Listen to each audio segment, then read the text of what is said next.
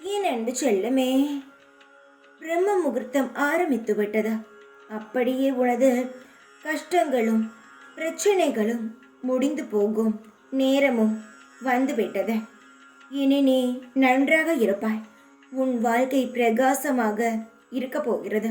உனக்கு நல்லது நடக்க வேண்டிய நாளும் வந்துவிட்டது. நீ நம்பிக்கையுடன் உன் கடமையை செய்து கொண்டு இருக்கிறாய். எந்த ஒரு காலமாவது நான் ஜெயித்து விடுவேன், நான் எந்த ஒரு பாவமும் செய்யவில்லை, எப்படியாவது நான் வாழ்க்கையில் முன்னேறி விடுவேன் என்ற ஒரு நல்ல எண்ணத்துடனும் உன்னுடைய கடமையை நீ செய்து கொண்டு இருக்கிறாய்.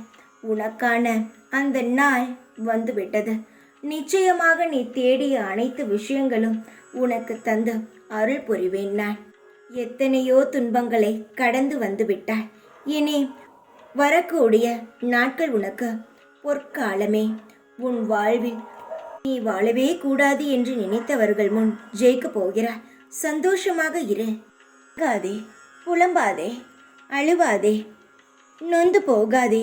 நீ சமாளித்து வெல்வாய் என்று தெரிந்துதானே உனக்கு நான் சில சவால்களை தந்திருக்கிறேன். தாங்கி பிடிக்க தாயாய், தூக்கி நிறுத்த தந்தையாய் நான் இருக்கிறேன். எப்பொழுதும் இந்த சாய் இருப்பதை மறந்து விடாதே. சந்தோஷமாக இரு. எல்லா சமயத்திலும் நான் உனக்கு எல்லாவற்றையும் தருவேன். உன்னை மற்றவர்கள் மதிக்காமல் அலட்சியப்படுத்தும் போது தெரிந்து கொள், உன் வாழ்க்கையில் நீ செல்லும் பாதையானது சரியாகத்தான் இருக்கிறது என்பதை. எவன் ஒருவன் நேரான பாதையில் செல்கிறானோ அவனுக்கு ஏகப்பட்ட பிரச்சனைகளும் ஏகப்பட்ட தொந்தரவுகளும் அவனுக்கு வரும். ஏனென்றால் அவன் போகும் பாதை சிலருக்கு பிடிக்காமல் தவறான பாதையில் அழைத்து போவதற்காக சிலர் முயற்சி செய்வார்கள். இதையெல்லாம் தாண்டித்தான் நீ பயணிக்க வேண்டும். அப்பொழுதுதான் யார் எப்படி என்ற ஒரு பக்குவத்திற்கு நீ வருவாய்.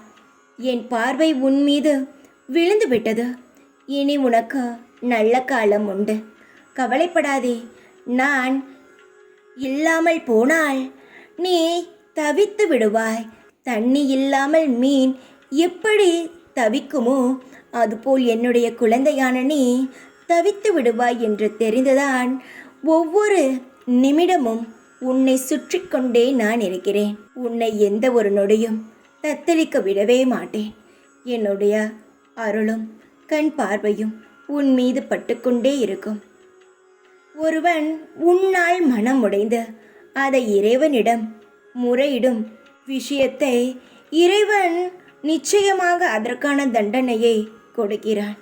நீயும் இதுபோல் மற்றவர்களை மன உளைச்சலுக்கு ஆளாக்கினார்கள் உன்னை.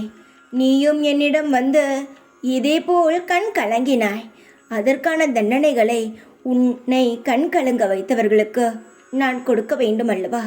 உன்னாலும் மற்றவர்கள் கண் கலங்கக்கூடாது, மற்றவர்களாலும் நீ கண் கலங்கக்கூடாது. உடல் உயிர் இங்கு நிரந்தரம் கிடையாது.